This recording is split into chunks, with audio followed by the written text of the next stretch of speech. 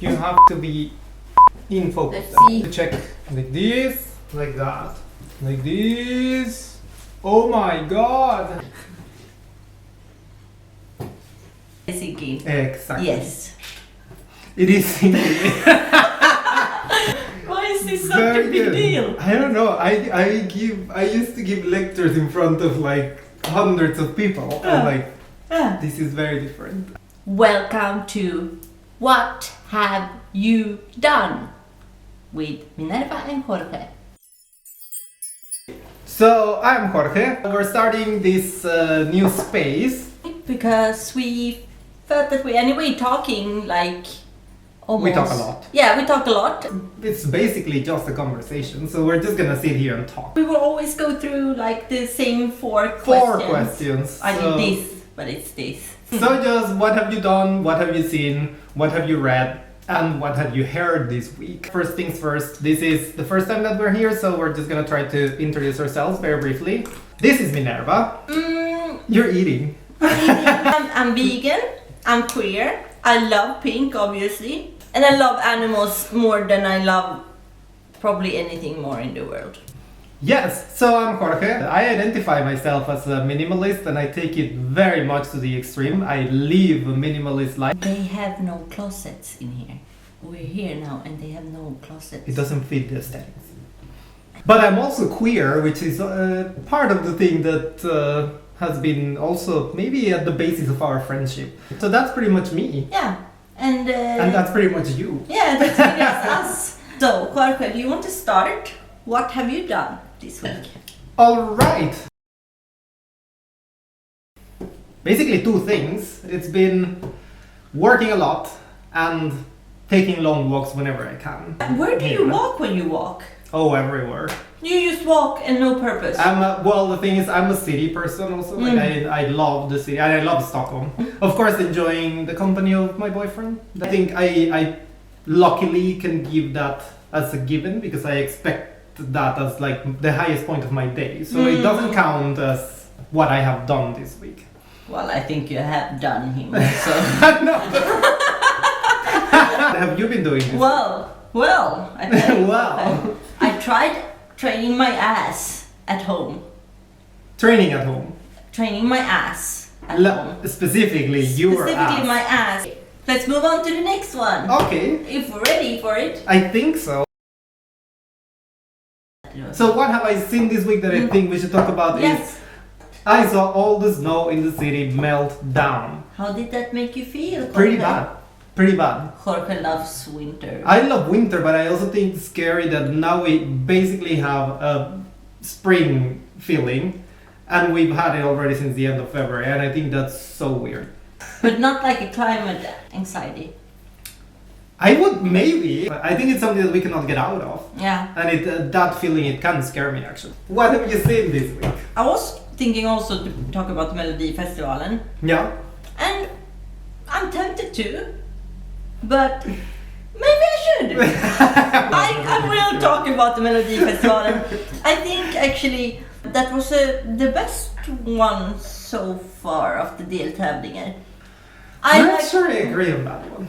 I loved Erik Saades. I met him by the way. I also thought that Tess' outfit was awesome. The latex. The pink one. Yeah. Yeah, but that is just a given. No, okay. I don't. Tusse. Yeah, but that was in the previous one. Yeah, we have been talking only about that. I think Erik Saade was the best one. Yeah. It was a cool dance. Yeah. Bit weird though, but Yeah. different. We're already in question number 3. Yeah. You heard or listened to this week? Melodifestivalen. I was actually going. Yes, now I remember. I was actually going to say that I heard Finland's Oh, but that's attributions. fine. You heard it? Yes, Blind it's a hard Channel. rock. It's a Blind hard rock Channel, thing. Dark Side. It's good. What? What have I heard this week? Yes, I need to ask you a question to answer that question. Where's your waist? Here. Yes. Yeah, I heard a podcast from Sveriges Radio, which is the Swedish public radio agency. Hmm? And it's a podcast that I usually follow, which is called Still, which is style. So they just talk about style. And this week they had an episode on the waist. They were discussing also how through fashion the waist have moved up and down in the ages, which is true. This is so weird. Yes, it's so weird. They had a whole episode. They had a freaking scientific it was like a biologist that he was actually explaining the wasp's waist and what does it mean evolutionary speaking. But it has become also like a fashion trend through the ages. Also that they talk about. I think it's always been a trend. Yeah. I think the trend have never stopped being a wasp. Exactly. Always want to be like. But even if that is the case, also there has been a lot of movement of the way, because literally when I was listening to that, I even asked myself, okay, put your hands on the waist, and I put my hands on my hips.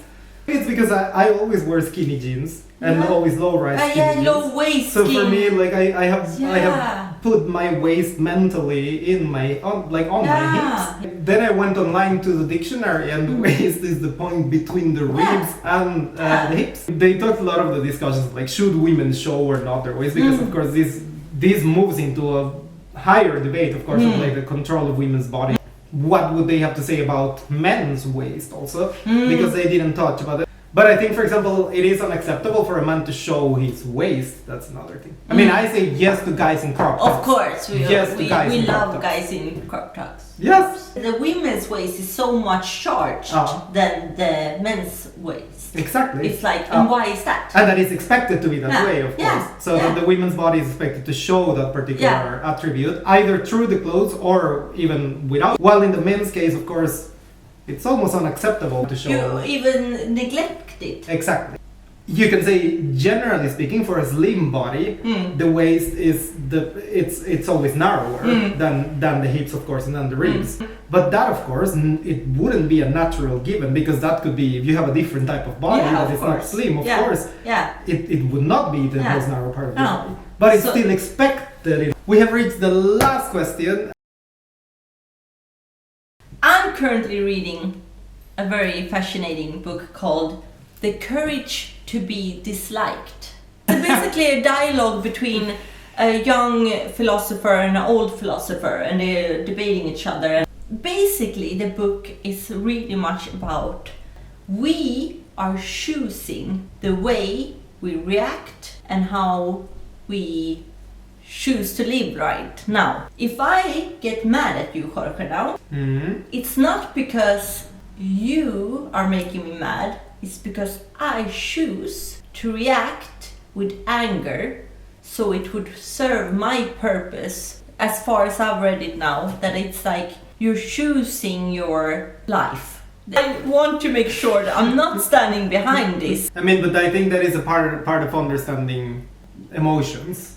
But that is very different from being able to modify your own circumstances. A young person having anxiety to go out. Yeah. They have a phobia, social phobia. And the reason, according to this author and Albert Adler, is that they choose to have this problem because it serves them in a higher purpose. It's really provoking, isn't it?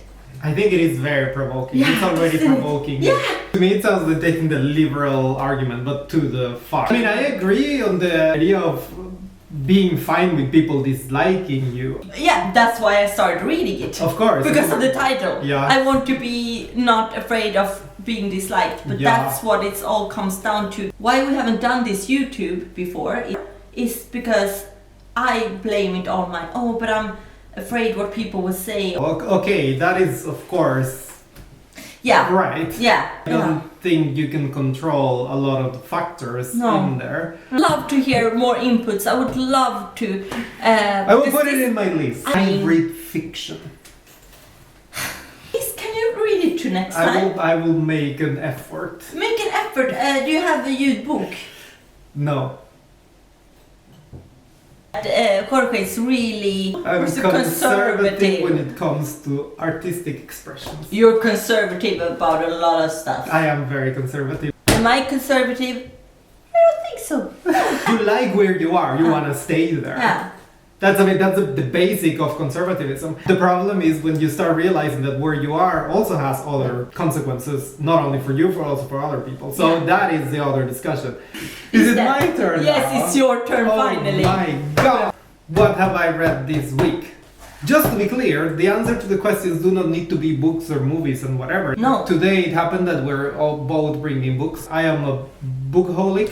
I even have the book with me because I think this is one of the gay canon when it comes to literature, and it has been missing from my list. So I'm talking about Giovanni's Room from James Baldwin, written in the 1950s. It's an open book about a same-sex relation in between two guys that met in Paris.